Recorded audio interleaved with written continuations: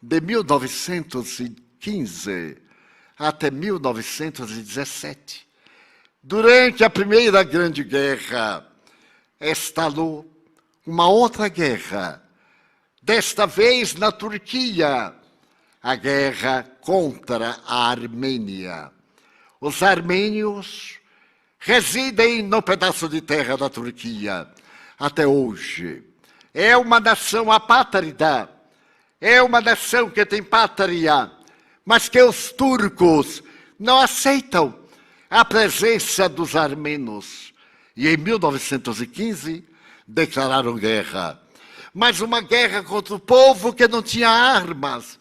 E numa população de 3 milhões de pessoas, entre 1915 e 1917, morreram 1.600.000 armênios. O Papa Francisco, numa das suas homilias, tem a ocasião de dizer que foi um genocídio. Claro que a Turquia nega.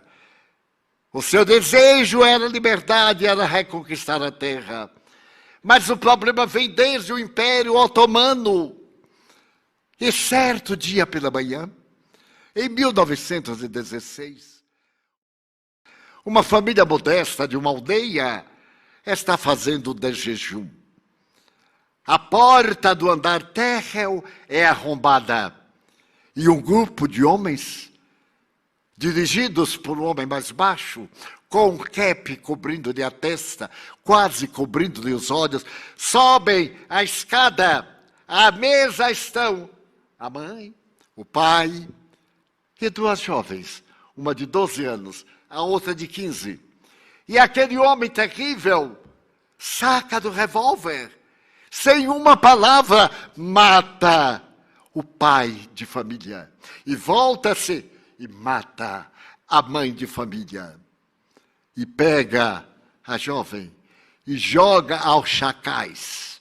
A tropa a estupra, despedaça ali. Enquanto a menos jovem está estarrecida, e ele a puxa pelos cabelos, arrasta, desce a escada e leva para a propriedade que agora controla nos arredores. É um bordel. Fez dela uma das mulheres que o serviam. Era um psicopata e, portanto, a sua afetividade era doente. Explorou-lhe as carnes da alma e ela sofreu. Até que conseguiu seduzir um guarda e fugiu. Mas eram ossos e uma pele pálida que cobria aquele corpo frágil. Ela fugiu para Istambul, a velha Constantinopla. Passaram os anos, muitos anos. Certo dia, numa clínica muito especializada, chega uma ambulância. Traz nela um corpo que é devorado por uma enfermidade não identificada. O diretor da clínica diz, mas não podemos internar. Não sabemos quase nada a respeito dessa infecção. Não há nenhuma terapia, porque não existe uma gênese de natureza científica. Mas aqueles que trouxeram na ambulância dizem, mas é uma autoridade do governo. Logo apareceu o lugar. Tem, naturalmente, uma enfermaria lá no fundo da clínica. E podem colocá-lo lá, porque tudo indica que ele vai morrer. Hoje ou amanhã. Levam a maca e colocam o homem nesse pardieiro que era sempre fechado. E o diretor da clínica começa a pensar o que fazer. Teria que mandar um médico, todos se recusaram. Tinham medo de qualquer contágio. Mas havia uma jovem enfermeira ali ao lado, que era conhecida pela sua ternura. Então, o diretor clínico chamou-a e perguntou-lhe se havia visto a movimentação. Ela meneou a cabeça afirmativamente. Eu pensei em pedir a você para tomar conta do doente. Você será capaz? É a minha profissão. Mas nós não temos quase nada para fazer com ele. Mas eu poderei acompanhá-lo até a morte. A morte solitária é mais terrível do que a morte com alguém. Porque, apesar de tudo, ele está lúcido. E então, a partir daquele momento, ela foi mandada praticamente para o inferno. E o homem não morreu naquela tarde. Nem no dia seguinte. Ela desdobrou-se. Naquela época não havia ataduras. Ela as improvisava. Procurou retirar a carne podre, até os ossos. E foi tratando. Uma semana, um mês, 2 meses depois, ele teve alta.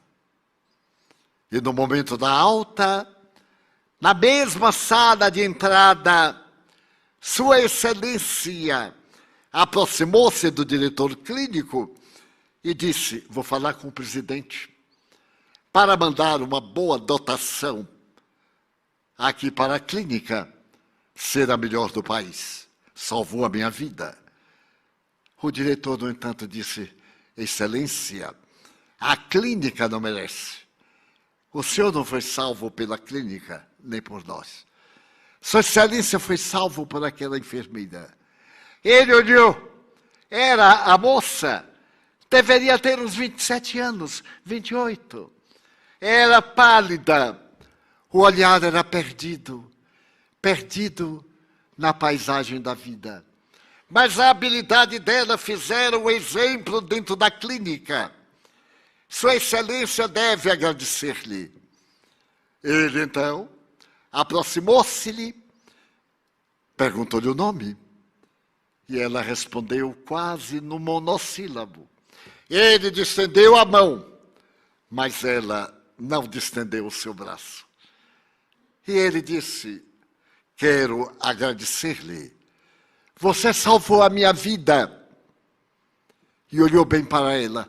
Mas é curioso. Você fala o turco com um acento diferente. É turca? Não, Excelência.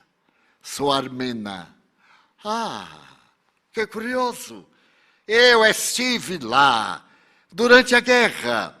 Uma guerra lamentável. Eu estive lá. Eu comandava um pelotão que procurava nos arredores das aldeias aqueles que deveriam morrer. Eu estive lá. E então ela ergueu a cabeça e disse: eu me lembro. Sua Excelência esteve na minha casa, naquele domingo pela manhã. Sua Excelência subiu as escadas com ruído, acompanhado dos seus sequazes. A voz dela tremia, ela toda tremia. E Sua Excelência chegou à sala de repastos. Matou meu pai. Ato contínuo, matou minha mãe. E pegou a minha irmãzinha e jogou aos lobos. Eram lobos, bípedes. Não eram homens, eram animais ferozes. E a mim? A mim, Sua Excelência me arrancou a cabeleira quase. Arrastou-me para o seu bordel e matou a minha alma. E eu o odiei. Neguei-me a morrer para poder me vingar. Quase 10 anos se passaram. E eu fui fazer enfermagem para que um dia eu pudesse encontrá-lo e matá-lo lentamente. Para que o senhor soubesse de como foi cruel o seu gesto. Ele retrocedeu e perguntou: mas você me reconheceu? Sim, Excelência. A vítima sempre reconhece o algoz. Os algozes não. E por que não me matou?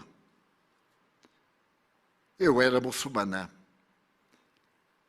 Mas não há muito. Eu li um livro pequenino, de capa negra, que falava sobre o perdão. Mas não apenas falava. O autor daquele livro, através de outros escritores, estava morrendo na cruz. Quando então ele deu um grito: perdoa-os, meu Pai, eles não sabem o que estão fazendo. E uma mulher que estava perto olhou para ele e gritou: meu filho, o que te fizeram os homens? E ele, como últimas palavras quase, olhou para o rapaz que estava ao lado dela e disse: mulher, eis aí o teu filho. Filho, eis aí tua mãe. Os dois se abraçaram. Mais tarde eu vim a saber que ela era a mãe do crucificado e ele era o apóstolo mais jovem, mais doce, mais amigo. Então, naquele momento de amargura, Jesus nos ofereceu a mãe única, nos ofereceu a Mãe Santíssima, para que ela pudesse diminuir as nossas dores, através daquele filho. E foi por isso que ele não chamou minha mãe. Chamou-a de mulher.